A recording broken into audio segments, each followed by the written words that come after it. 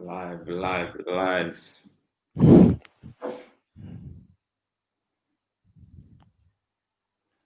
Yeah, we're good, Tunj. You want to kick off, yeah? Yeah, bro. Evening, gents. Another episode of the Beautiful Game Podcast. This is a transfer special. Trying something new today. So we're doing it live. Obviously, Budgie's on international duty, so last minute draft coming in on hosting duties. So let's get straight into it. Obviously, deadline day was a very, very exciting one for some, especially Arsenal fans who managed to get that Thomas Partey deal over the line. So they must be chuffed at the moment. But we're just going to go through a couple of transfers. Obviously, Dotton and Dej are probably off their phones now. So let's start going through some names. So firstly, signing of the window, boys. What do you think the signing of the window was?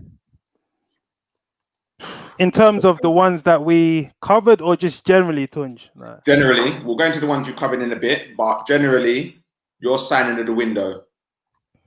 I think personally, Thiago and Thomas Partey. If I had to go with the big six, if I had to go outside of the big six, I think Ollie Watkins.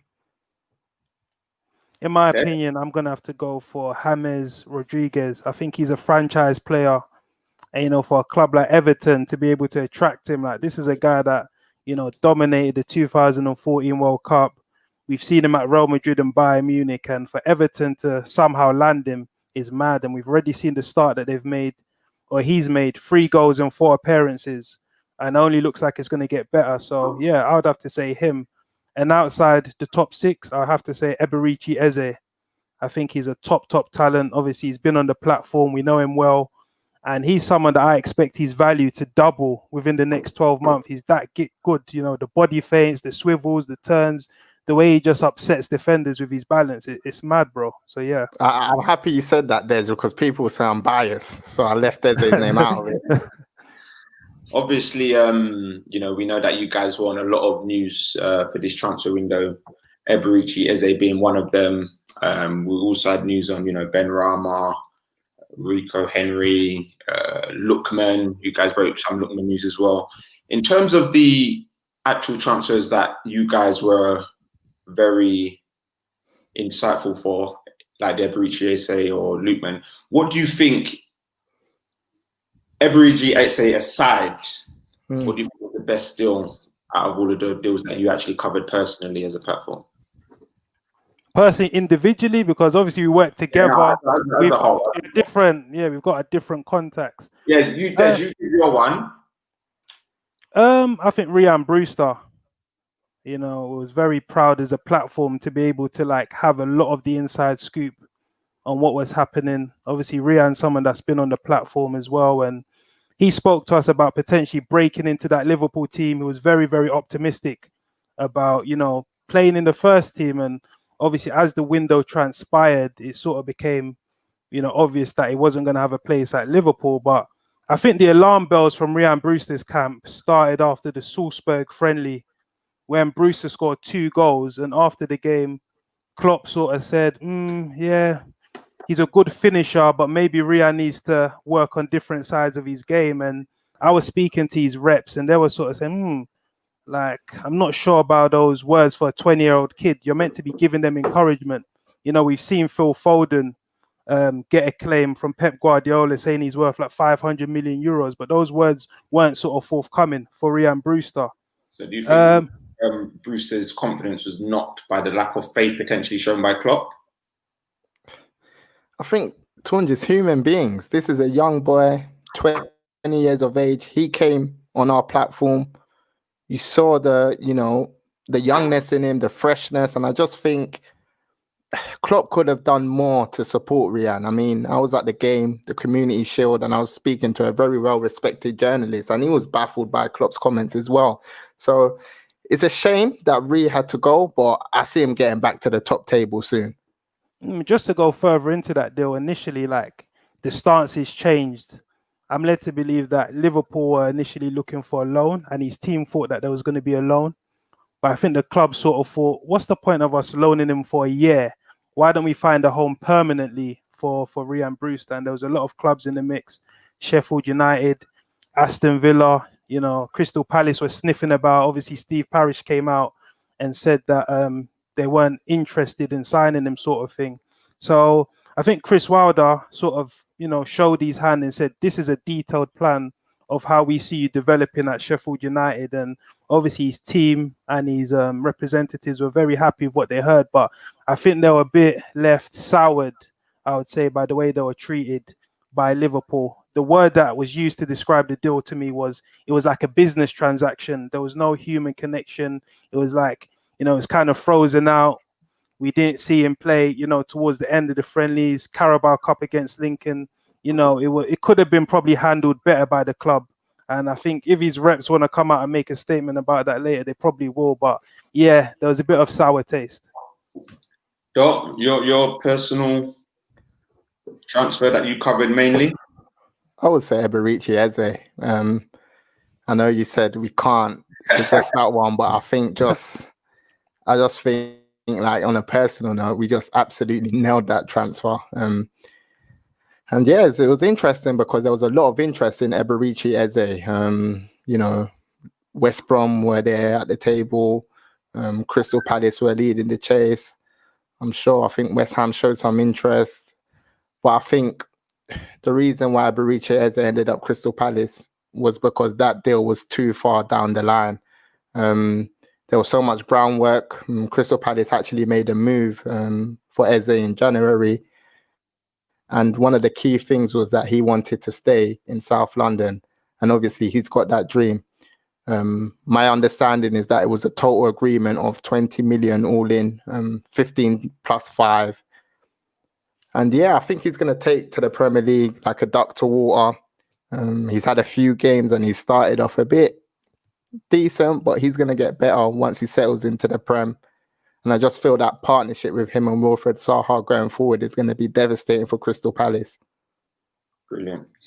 Speaking about Zaha, along with many others, a lot of players that you guys were covering didn't get a move. Just to throw some names out there: Todd Cantwell, Nelson, Reece Nelson, Florian Balogun, Zaha. Even Tunj, maybe if we can touch on Zaha quickly while we're at it. Crystal Palace. I was just throwing the names out there, then I was going to let you pick some names. But let me give you the names: Todd Cantwell, Nelson, Balogun, Zaha, Benrahma, Lingard, Max Aarons. All these players didn't get a move.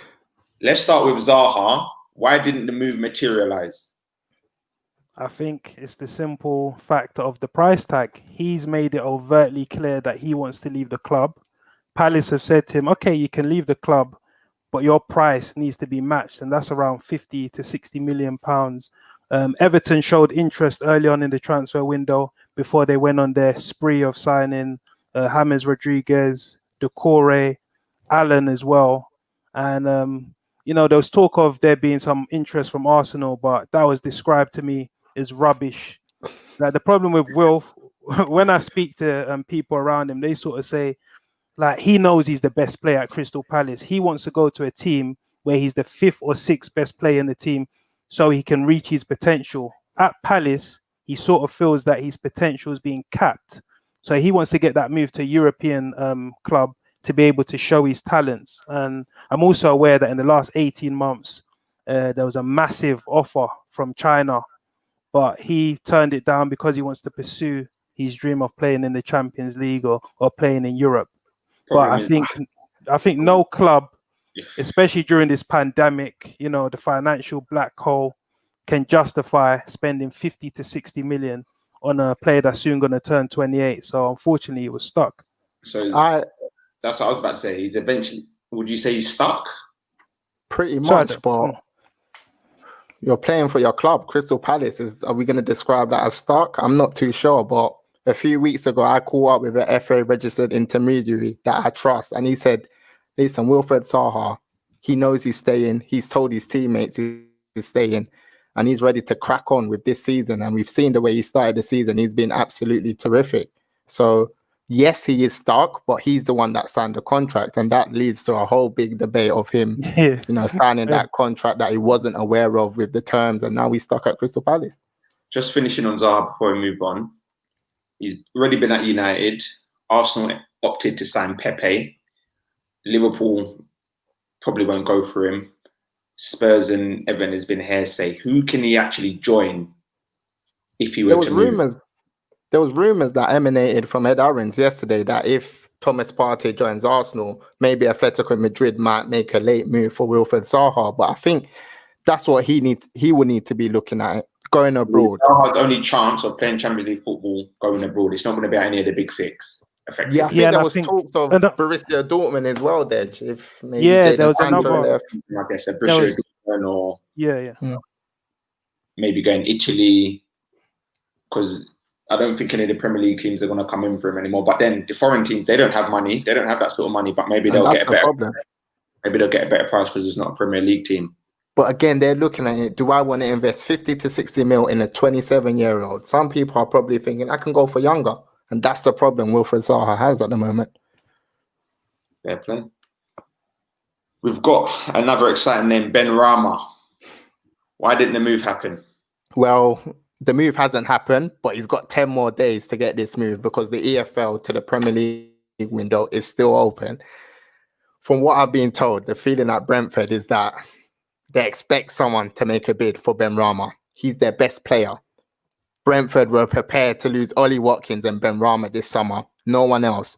Rasmus Ankersen, the director of football there, is prepared for a bid to come in for their main man. There was talks from someone that I trust suggesting that there was a bid put in by Aston Villa for Saad Ben Rama a few weeks ago before they signed Traore. And that was 20 million plus 5 million add-ons. I can't confirm that bid, but it's someone that I trust. The tricky thing is, who in the Premier League needs Ben Rama? Crystal Palace are heavily linked with him. West Ham are being linked with him. The feeling within Brentford, from what I understand, is that Crystal Palace will eventually come in. But Crystal Palace are downplaying these links, so I'm just not sure what's going to happen with Ben Rama. Yeah. Another name, exciting name, Todd Cantwell. Really surprised he didn't get a move. Of course, he has time as well because he's playing his trade in the Championship as well. So do we think, there was some whispers of Leeds being in advanced talks? What happened there, Dej? Yeah, so Todd Cantwell, I'm very close to, intermediate that's in and around his camp. And as far as you understand, with that one, an official bid hasn't gone in, but what happens in football is sometimes there can be intermediary talks. So maybe someone from Leeds would have said to the intermediary, okay, how would you feel about if we offer £15 million for Todd Cantwell? But there hasn't been an exclusive bid. And even just going back to that, there's been a lot of interest in him from the big clubs. Manchester City were on the table, Liverpool were there, West Ham, Newcastle, all of these teams have been interested. And it's even funny because we had Stuart Webber on our platform and we were debating with him, sort of saying, okay, if Jack Grealish is worth this much, how much is Todd Cantwell worth? But the feeling I get is a deal in and around the 15 to 20 million ball mark. That's what it's going to take to get Todd out of Norwich. And I think just to add to the Todd Cantwell stuff, we broke it exclusively on our platform that Leeds have showed and declared serious interest in taking Todd Cantwell from Norwich to Leeds. He's been left out of the matchday squad in the last 2 days. Leeds are leading that chase for Todd, but there has been interest from Leicester. There has been interest from West Ham. Liverpool and Manchester City like Todd Cantwell, but I don't think he's high on their list, and I don't think they're going to pursue that further. Todd Cantwell to Leeds is one to watch, and I agree with that. I think 15 to 20 million is going to get him out of Norwich. A lot of Arsenal fans were messaging you guys for updates on the young starlet following Balogun. Now, he can get a move, right? Apparently, so no other club met the valuation Arsenal wanted. Have Arsenal missed a trick here because he can effectively leave or sign a pre-contract agreement in a couple of months? What are Arsenal doing? I believe a pre-contract agreement for a player under 23 isn't feasible. I think when you look through the rules, I think that doesn't happen. We've seen, a lot of instances where players leave on a free and it goes to tribunal. So we've seen that with the likes of Dominic Solanke. We've seen it with other players as well. What I understand with following Balogun, from what we've been told, there's been a £3 million bid from Sheffield United that was rejected before obviously Sheffield United got Rhian Brewster. There's interest abroad from Germany as well. Stuttgart showed their hand, but no bids have been coming from Germany, and it's looking likely that he'll be staying at Arsenal and probably run down his contract. I'm told that him signing, a new contract is very, very unlikely. So I think it's one, to watch. And he's obviously been training with Arsenal's first team as well, which shows that Arsenal are probably trying to say, you know what, there's a pathway here for you. You might be able to break through into the first team, but I still expect Flo to leave. Yeah, and I think just to add on to Flo, as Dej mentioned, there was interest in Germany, where the Bremen, they like him. Hoffenheim, they liked him. But the interesting one is Brentford. He was actually top of Brentford's list with Ivan Toney. But from my understanding is that deal didn't happen because Ivan Toney eventually joined Brentford, and now he's taken that budget and that centre-forward slot. Crystal Palace are interested. It seems like we're throwing Crystal Palace's name all the time into this, but they have genuine interest in following Balogun. Southampton like him. But the problem is the price. Arsenal have priced him out on this market. They want a fee of 10 to 15 million. And Sheffield United offered 3 million and got nowhere near that package. So I expect Flo to leave on a free eventually. If he does leave eventually, and it does go to tribunal, how much what figure are they going to give? I don't know how they work at the tribunal, but usually it's not exorbitant amounts. It's usually probably 8 million, I would say, but I don't know for sure. I don't need to take my word on it, but something in and around those figures, I would say. Another exciting name that was linked left, right, and centre: Max Aarons. I think I'll kick this one off. I think this is an interesting one. I was told that Lyon were leading the chase, but that fell through. Bayern Munich showed some tentative interest. Barcelona had 2 loan bids rejected. There was, reports from Italy saying that AC Milan and Roma were in the party. But I think this is an interesting one. I think his agent is trying to actually force him out of Norwich. And I think the way he's gone about this still has been wrong, in my opinion. And that's why Max is stuck at Norwich. Yeah, even just to add to that, Max obviously had a deal that almost went through last summer to go to Tottenham for circa £30 million that didn't go through. But when you sort of look at it, which team actually needs a right back? And you sort of think, he might be stuck for another year. But just to add to what Dot said, I think it's a bit of an agent-led sort of distribution of offering him to clubs and hoping it sticks. But I think Max is going to be stuck until at least January, but I think it's definitely one to watch for then. I think maybe if there's like an injury crisis in the Premier League, maybe a Premier League club, for example, may say, you know what, let's pay the money for Max and bring him back into the Premier League. But for me, he's a player that needs to be playing for a European team. That's how highly I rate him.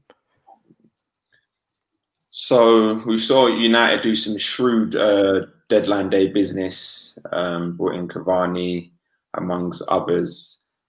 Jesse Lingard, we know TBG were on top of the whereabouts of Lingard and whether he's staying or going. How did that materialize, and how was the decision come for him to stay and not move on? Yeah, so we actually broke that one. A lot of people, you're on a wind up. What do you mean Jesse Lingard is staying? And it's mad because when I saw that Tottenham were apparently being linked with Jesse Lingard, I sort of phoned these representatives to find out what was happening, and it's like total rubbish, nonsense, rubbish. Like, I already told you that he's staying, man. Why are you calling me? He sort of like even hung up the phone, almost. But what I do understand is that Olympique Marseille and Southampton contacted his reps to just be kept informed about his situation at Manchester United, because obviously there's been a lot of talk that he doesn't fit into the long-term plans of Ole Gunnar Solskjaer. But from what I was told, Ole had a one-to-one meeting with him and said, I'm counting on you for the season. It's I feel a bit sorry for Jesse because he's had a bit of problems behind the scenes. Obviously, he's come out and spoke about it publicly, saying his mental health has been affected. There's been issues with his mum. Obviously, I know a lot of Man United fans want him out, but I think he's someone, especially with the lack of signings, that he's going to have a pivotal role to play with for Manchester United going forward. It's interesting because Jesse Lingard was left out of the matchday squad in the first game of the season, and I thought, wow, something may be happening. But just to steal some of Dege's info, he made that call to his representative, and he was almost like, listen, don't call me again. He's staying. Why don't you believe me? So I think that put that one to bed. Jesse Lingard stays at Man United. Fair play. Another young Arsenal starlet, Rhys Nelson. Nelson. The rumor saying he was going to go on loan. What happened there with Rhys Nelson? That was an interesting one. David Ornstein, probably the most respected Arsenal journalist, said that his information was that, Rhys Nelson was available on loan. What we heard from people close to his camp, he's staying at Arsenal. Arteta's got faith in him, he's trusting him, and he has a big season in him. There was interest from Brighton, Burnley, Crystal Palace, I believe, Southampton, a lot of clubs like Rhys, and that will be one to watch in January, I think. I think if he's not getting enough game time, he may feel that I need to go on loan to progress my career. So I think that will be an interesting one. But as for now, Rhys Nelson stays at Arsenal. And there's been interest, obviously, from Crystal Palace for a couple of windows, but, it's been rebuffed by the club because I think Arteta likes working with him. We saw him play against Liverpool and he netted that goal. And, he's doing very, very well in training, and there's no rush from either side for him to leave the club yet. Although I believe if Aouar had signed for Arsenal, I think there would have been some movement on that transfer. But yeah, Rhys Nelson stays for now. Okay. So we've got a particular West Ham player, Declan Rice. He was linked with a move to Chelsea. What was the TBG insight on that transfer? Yeah, we spoke to his representatives. And yeah, there was a lot of swirling rumours saying, Declan Rice, he could potentially be going to Chelsea and Man United.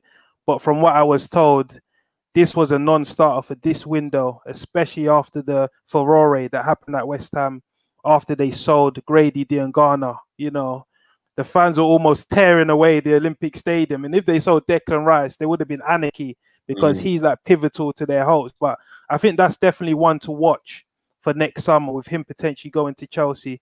I think Lampard sees him as maybe the final piece or two of his jigsaw, and we all know that he's close with Mason Mount. So yeah, I think it would have taken around £80 million to prize him away from West Ham, and Chelsea won't spend that sort of money with the financial outlay that they already made. So yeah, Declan Rice stays for now.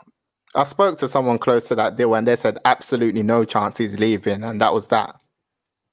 Fair play. All the names have actually been through. Do you see anyone vying for a January move? It's a difficult window. January is a very, very difficult window. But what I think we will see is a lot of loans in January, because there's a lot of players that weren't able to get shifted off the books in this window. Players like a Tomori. But I think in January, we're going to see them probably go to a club if they're suffering like an injury crisis or something like that. Another line, just to go off topic, that I'm getting as we speak is that I feel Nathaniel Clyne is closing in on a move to Crystal Palace on a permanent basis, which should be happening this week. Okay. Exclusive. Hot off the press. Exclusive right there. We know that Clyne's been training with them currently, right? So yeah, he has been training. I think one that I want to touch on is David Raya, the Brentford goalkeeper. It's interesting. David Raya and Ben Rama are yet to start an EFL Championship game, so their future is still up in the air. We broke exclusively on our platform. David Raya has a total agreement in personal terms with Arsenal, £40,000 a week on a 5-year deal. The problem is Brentford's demands are outlandish and Arsenal don't want to meet them. They're looking for a fee in the region of 15 to 20 million plus a loan back to Brentford. For Arsenal, it doesn't make financial sense. But let's see what happens in the closing days.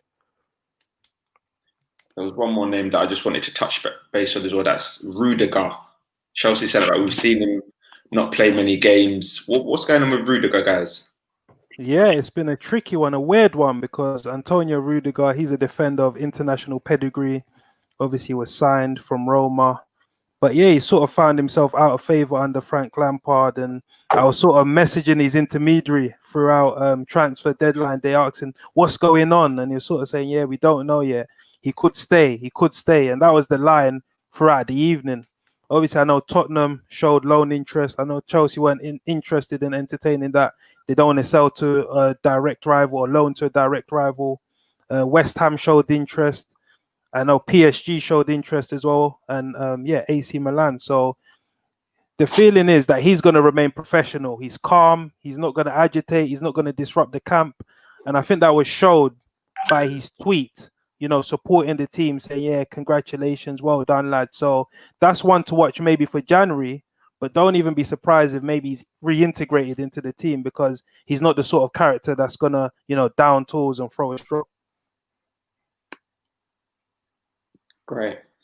So we've covered a lot of the insight that you guys are all in the transfer window. Let's start going into specific big signings. Let's start with Thomas Partey. How is he going to transform that Arsenal midfield? This is a hard one to swallow, because I was speaking to Dej last night and he was like, Dot, this is a problem signing. I think Thomas Partey, what a player. That physical presence, that ability to distribute the ball. I think he's one of the best defensive midfielders in the world, if not the best. I really, really like him. And I just think it's going to give Arsenal that presence in midfield. I know Xhaka's done well over the past few months, but when you compare him to Thomas Partey, he pretty much renders him useless. So now it's about implementing Thomas Partey in his favourite position, which is the number 6, and getting quality around him. So it's going to be interesting to see how Arsenal deploy that midfield this season now. Yeah, a lot of people were sort of, saying, is Thomas Partey what Arsenal need, or we should have gone for Aouar. But come on, Thomas Partey ranks as one of the top 5-6 central midfielders, in my opinion. Like, we saw what he done against Liverpool in that Champions League tie. And obviously we spoke to Kieran Trippier on our platform, sort of asking, has he been talking about Arsenal? Has he been asking about London? And obviously Trips was a bit coy, but I think deep down they knew that there was a potential of losing Thomas. Well, African hair, we're Nigerian, and in that part of the world, coming to London is sort of like the dream, and especially coming to like Arsenal, it's a great catchment area, So I think obviously he's getting a pay rise as well, and the fact that he had a release clause meant that basically Atletico Madrid are almost powerless to stop his release. So yeah, I think this is almost like a game-changing signing for Arsenal. Tunj, I'm surprised. 27 minutes in, no mention of Jadon Sancho. We're happy not to talk about that one. Sancho all over the news. Everyone Sancho. We're seeing Sancho's name left, right, and centre. We saw that United made a last bid for 80 million plus 20 mil in add-ons. What is the TBG insight on that Jadon Sancho deal, and why did it break down? It's a mess. It's a mess, Tunj. Dortmund had a deadline. Man United didn't adhere to that deadline, and talks were done. That was it. This was a deal that was driven by, intermediaries, trying to broker the deal. But Man United were never going to meet the 120 million euro valuation. Me and Dej, we understood that. We thought that they were going to come in very late and actually pay that fee. But there was no communication between the two clubs, and Jadon Sancho stays at Dortmund. My understanding is that he's happy at Dortmund. His representatives are happy with him being at Dortmund. He's not going to down tools. And the big problem for Manchester United is that they didn't get Jadon Sancho this summer, and I don't think they're going to get him next summer, because there's a potential that so many more clubs are going to come to the table.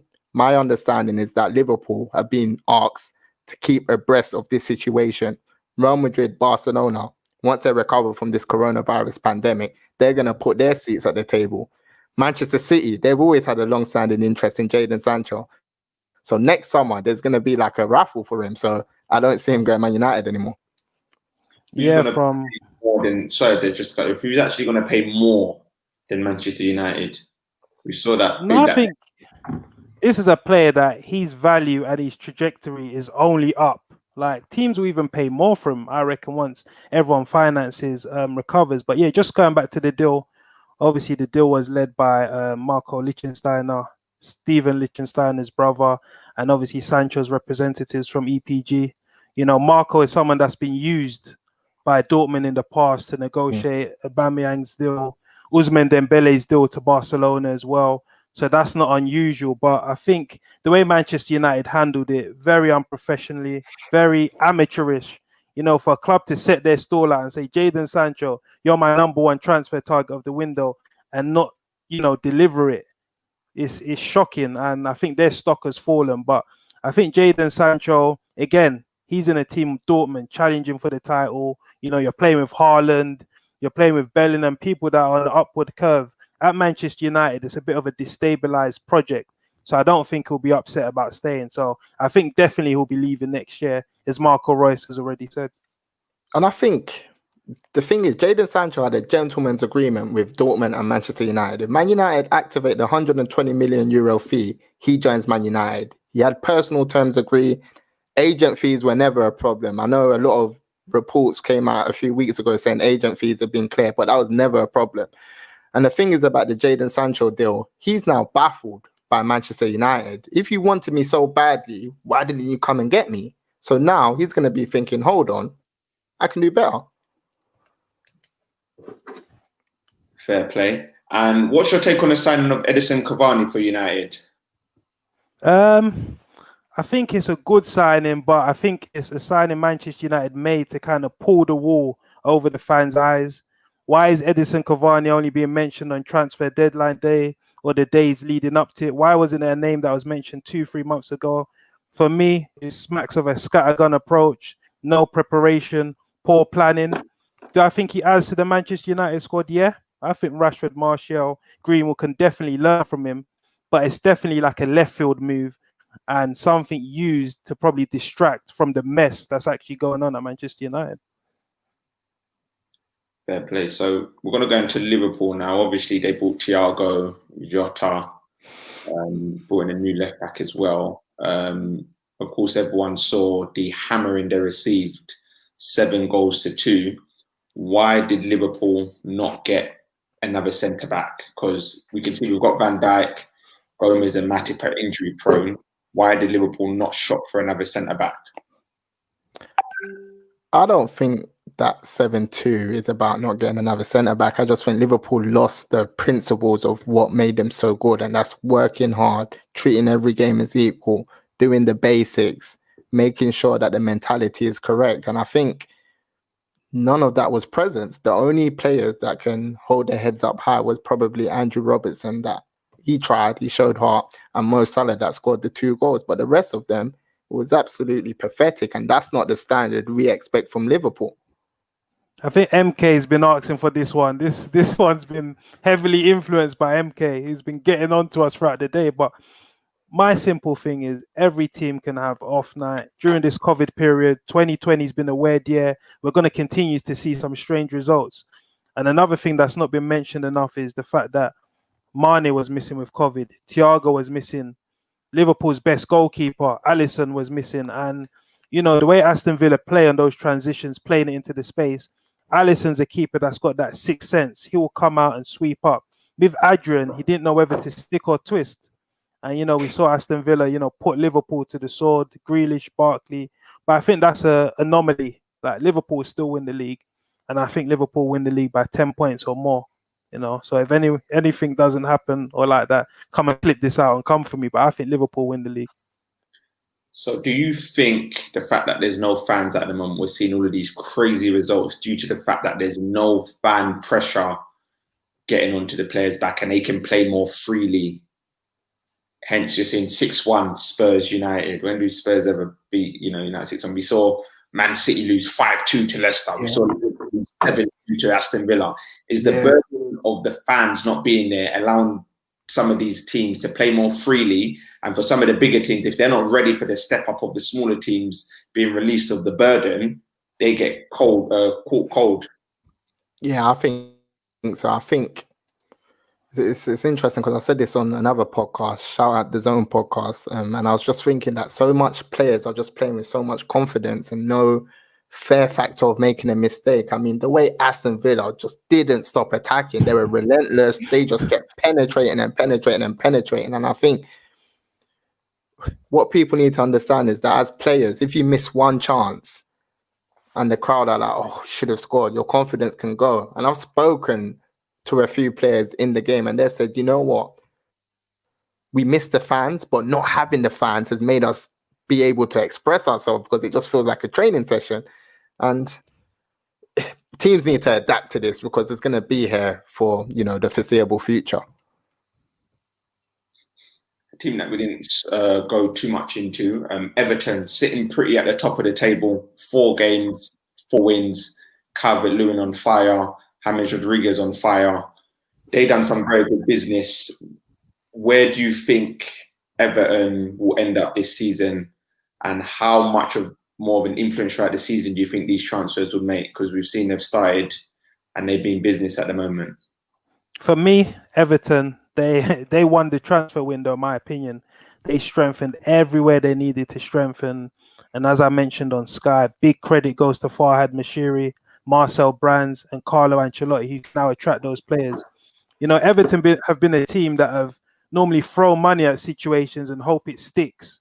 Like Farhad Moshiri's been obsessed with this Hollywood signing, Hollywood football. And it looks like this window, he might start to get that, because the football that they're playing, obviously with the acquisitions of Alan, Decore, that gives the base for someone like a James Rodriguez to flourish. And I just think they're probably going to finish in and around the top 6, top 7. They should be aiming to finish under or on top of the second cluster of teams, including Leicester. But I just think their squad lacks that depth. They're like 2 or 3 bad injuries away from, falling further down the table. So I think they might finish 7th or 8th. That's what I think for Everton. Fair play. Now, just moving a bit further down the table, I want to go into Fulham a bit. We know TVG covered deal. We know that they managed to get RLC on transfer deadline day. Do you think these signings can change Fulham's fortunes? Yeah, I think they can. I think Lookman, as you mentioned, we covered that exclusively. When we sort of put that information out, everyone's like, where's this come from? Is this reliable? No, we haven't heard nothing. And we put out like a month before it actually broke. But we were told exclusively that it was a deal that was wrapped away for a long, long time. We were even baffled. Like, why isn't this still getting announced? It's nothing happened. But, finally, Fulham made the announcement that they signed. Yeah. And we were getting worried. No, we were getting worried though. Then. We were like, hold on, what is going on? Like, nothing's confirmed. They're like, just be patient, it's coming. And we've seen the influence, he's made in the first 2 games, away at Brentford. He came on. It's like almost like give the ball to Lookman, sort of thing. And we saw it against Wolves when he came on. He transformed that game.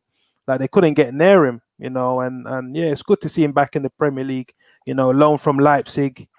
He hit those heavy heights at Charlton, got his move to Everton, had a few good games against Manchester City, but all in all, it didn't work out. And yeah, it's good to see him back enjoying his football.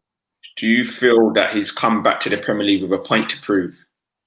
Yeah, I think so, because I spoke to someone very close to that deal, and they said, listen, Fulham is the perfect match for him. And if we're taking that 2-game sample size, as Dej mentioned, he looks like he's their best player already. And it's interesting what Fulham are doing. They're going for these young players that were highly rated but haven't fulfilled their potential.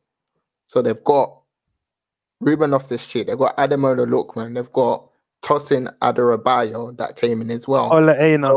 Ole Einar, sorry, Dej, you're gonna. That's my guy. So many players that were highly rated that haven't fulfilled their potential. So all of them can come good together, and hopefully that keeps Fulham up. So it's going to be interesting to see what Fulham do. But I'm feeling much more positive about them than I was 3 weeks ago. Yeah, just to touch on Ole Einar, obviously he's joined from Torino on a loan with an option to buy, and he's someone that I speak to regularly. And he's always wanted to come back to the Prem. He feels like it's unfinished business. There was linking him with Everton and West Ham, but he's very happy to be in Fulham. It's an area he knows well.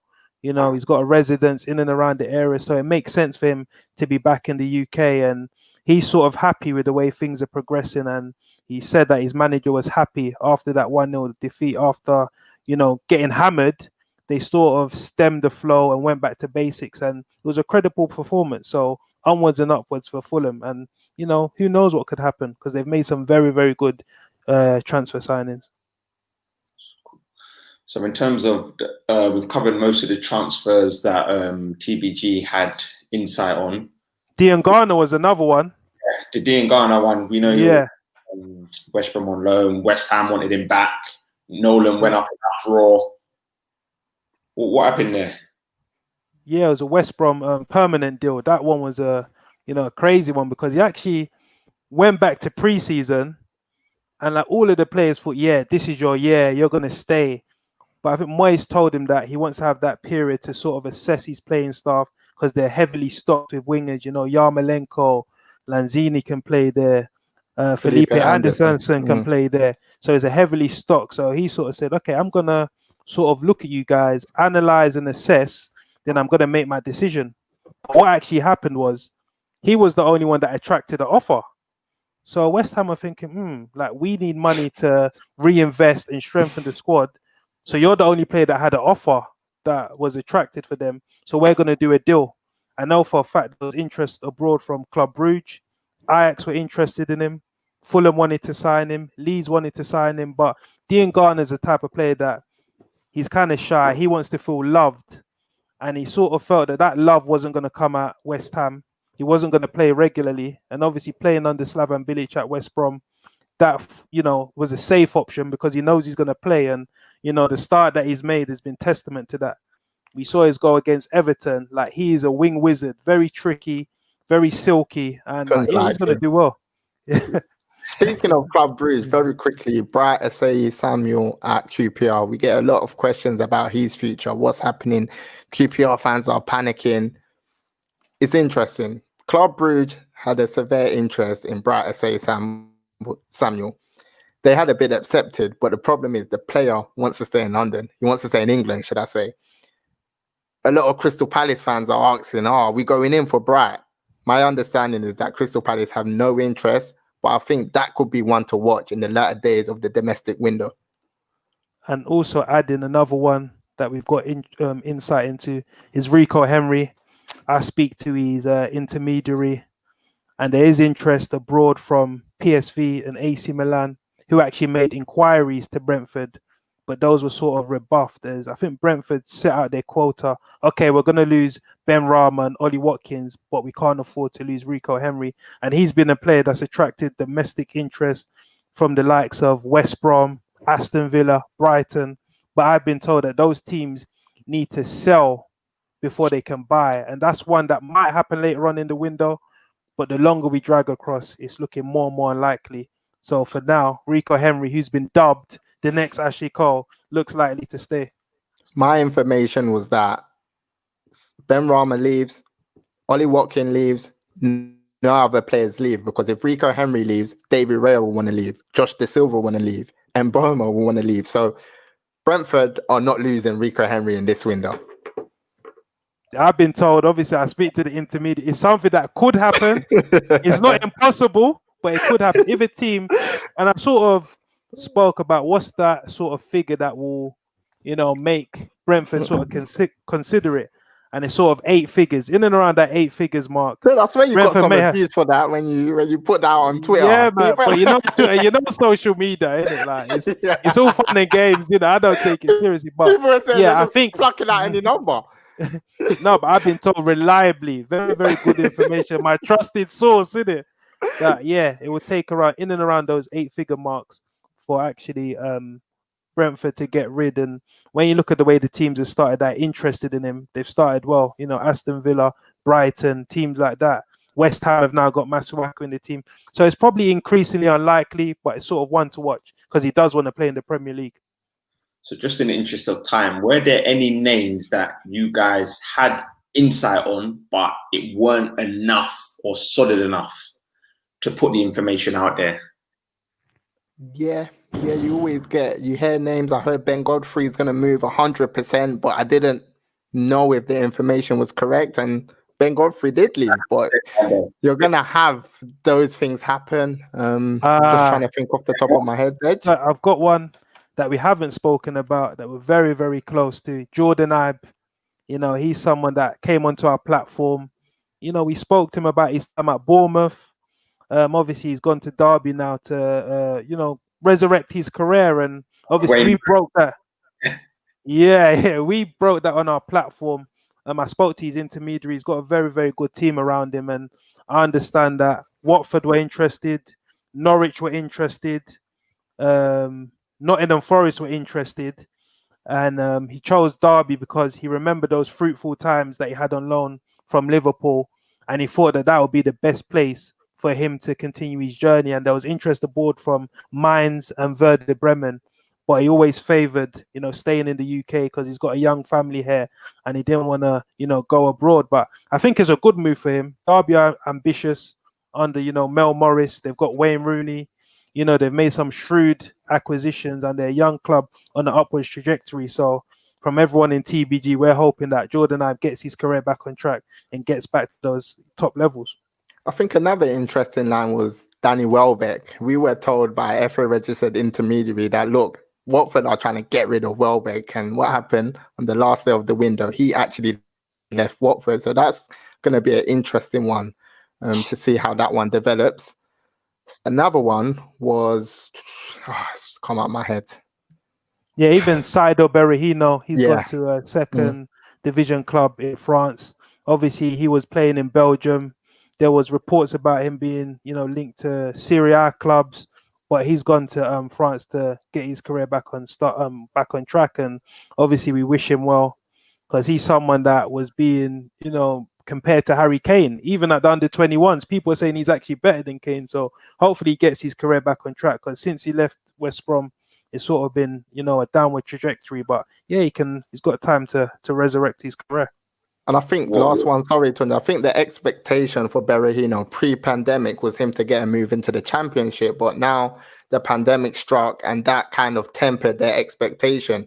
Yes, there were offers in the Championship, but he would have to take a 50% wage cut, and it just doesn't make sense. So I think Berahino in a year or two can be one to watch back into the Championship.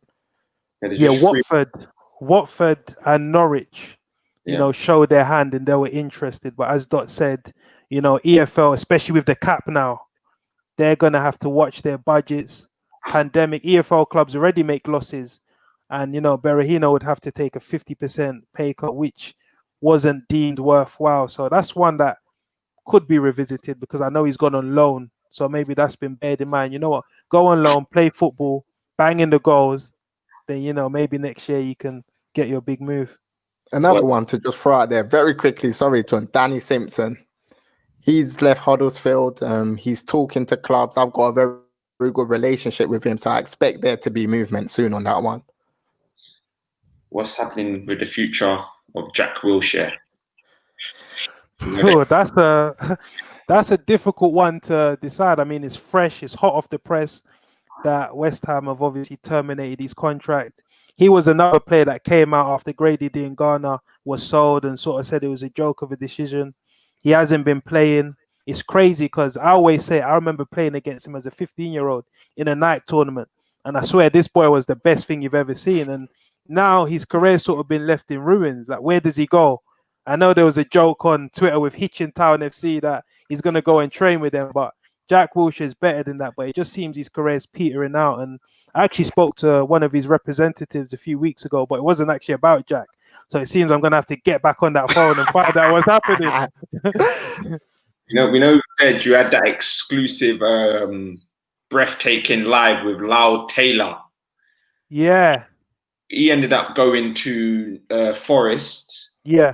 The situation was different in terms of the pandemic. He could have potentially got that move to the Premier League, potentially. Premier League might have been a stretch. You know what's fun? You know what's funny? Like, I was going back and forth with like a Premier League, someone high up at a Premier League club, trying to like negotiate Lyle Taylor, move to them. But obviously it was all fun and games. And he actually backs himself. He says, listen, I can do a job in the Premier League. I know Burnley was supposedly interested. I personally, for me, thought he was going to get like a Celtic, a Ranger, Rangers, a payday in Turkey. So I'm not going to lie, I was a bit surprised to see him end up at Nottingham Forest. But again, as you mentioned, Tony, the pandemic, people or clubs are screaming poverty. They haven't got money. So you don't want to be a free agent. You rather, get that secure move, stay there for a year or two and revisit the situation. But certainly at 30, I thought this was going to be like a good move for him, going to Celtic or Rangers. I think just to add a flip side to that, Chris Hughton has just been appointed as the Nottingham Forest manager. I feel that he's a man that can get the best out of Lau Taylor. So that's going to be an interesting one to watch.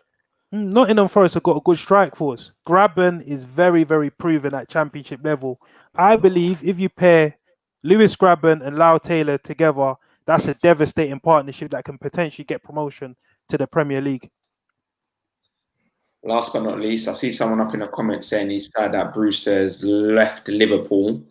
Is Brewster going to do the job at Sheffield United, boys? We know you had him live on air. What's your take?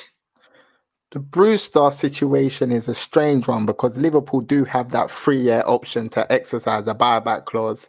Is he going to do the business at Sheffield United? It's tough for me to say because I think a move to Brighton would have probably been the best option because of the football and the style of play that Graham Potter is implementing at Brighton. Sheffield United, I've watched them this season and they don't look great. They look like they're being found out at the Premier League level. So for them to stay up, Brewster needs to at least get 15 goals this season, and that's going to be a tough ask. Yeah, with regards to Brewster, another thing I need to mention is, I was told that if Brewster leaves Liverpool, Liverpool will be signing another attacker. And we saw that forthcoming with Diogo Jota, and we broke that as well as part of our information. Regarding Brewster at Sheffield United, I know people in his team, obviously before he signed, they liked that Brighton move. They liked the football. But again, he wanted that love. And Chris Wilder showed him that, listen, I want you to lead my line. And you look at their options of, Oliver Burke, McGoldrick. He's probably their best striker. He's proven at Championship, 11 goals in 22 games. And I think he might prove himself and, go and do some great exploits at Sheffield United. And I'm rooting for him. I like the guy. He's a good guy. And his team, they're very, very cool. So, yeah. Good to hear, boys. And just to round up, I want to ask one question each, just to round up. Your top 3 teams, who's won this transfer window? Let me start with you. Me, Tony. Yeah, start with you. Yeah. I would say Everton. Yep. Maybe we can go one and back, because I might just take all the teams in a team that does. So yeah, we'll go one. I would say Everton. So you've gone with Everton. I'm gonna go with Aston Villa. Second. I'm gonna go Newcastle. Dot. Liverpool. Their third and final team. Tottenham. I think they're centre back away from building a mad team. Yeah.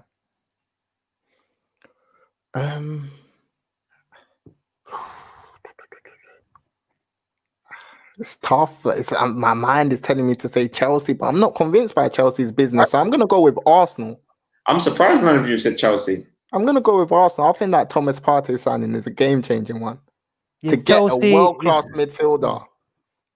With Chelsea, it's like bunches. I always like incremental change, signing 5-6 players. I don't really like that. Yes, they've got Werner, Havertz, Thiago Silva, the goalkeeper Mendy.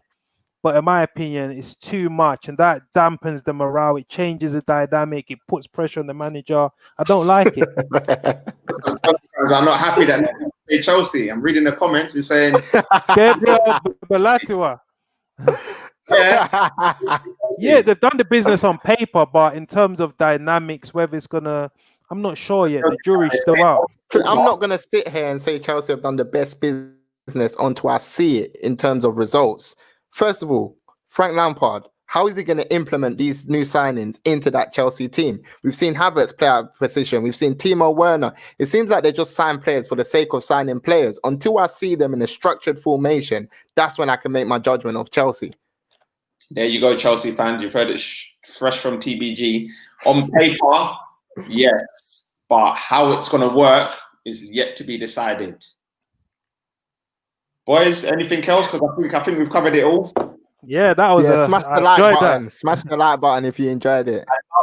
Yeah, subscribe as well. And we're going to be doing more of these. What is the 4 as well? Your top 4.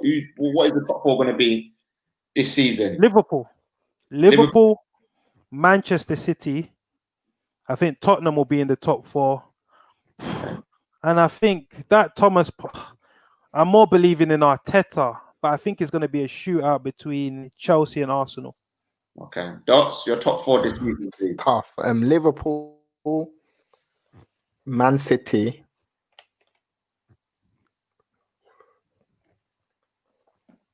Tottenham, and Man United. Listen, do you guys know what you're saying? Because if Chelsea are not in top 4, Lampard's out of a job. So Yeah, and I think that may be a possibility. Lampard's not going to last to the end of the season. Is that what you're telling me? No, that's a massive possibility. Massive possibility. Top 4. There's no excuse for Chelsea this season. So if they don't make top 4, Lampard's out of a job. So you're effectively saying Lampard will be out of a job come into the season with your top 4 choices.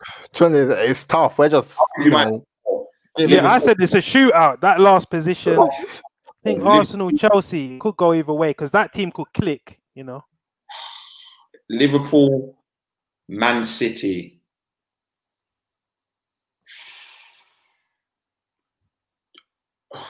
Arsenal. Yeah. And it's going to be Chelsea or Tottenham for me. Man United are in a mess. Yeah, so that means Ollie's gone there. No. He can say, I haven't been backed. Like, I wanted these players. I haven't been backed. So it's a mess all round, isn't it? Someone at the end of the season will probably be sacked, That's just the nature of the beast. Another one of these close as the season goes on. The season and talks change weekly. 1 minute Liverpool are the best thing. The next minute it can be off. So week by week it changes. I just want to thank all the listeners for tuning in. Dot and Ded gave great insight on the transfer dealings they were working on. We'll do more of these lives and we'll get you guys in the comments so we can interact with you guys a bit more. But guys, unless you've got anything else you want to cover, thanks for tuning in, boys. And over and out. Good. That was tough. I need a breather. That was dope, man. Really enjoyed it. Now we can rest. No more phone. On international duty. I think that's even him in the comments. Unless that's another Justin Cole.